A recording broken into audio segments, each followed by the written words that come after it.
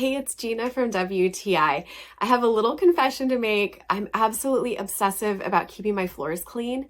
And part of the thing that I have implemented into my routine is cleaning my rugs. I've been using Sunny and Honey products for a couple of years, and I absolutely love their Carpet Miracle carpet cleaner. Something that I find so remarkable about this cleaner, and I've really come to rely on, is that it cleans so well without bothering me or my pet. Scents often bother me, and so when I first got this spring mint scent, I wasn't sure if it was going to be overpowering and saturate the carpet and make it impossible for me to be around, or for my sweet little baby cat Elsie. You can see that it doesn't bother her at all, and if you've ever had a cat, you know that they don't keep their feelings to themselves. So if she didn't like it, she would run away from it immediately.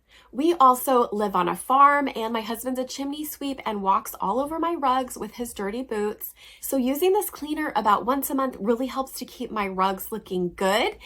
Even though I choose colors that definitely hide the dirt, you can see how much this sucked up with the cleaner. Like I said, I've been using these Sunny and Honey carpet cleaning products for a while.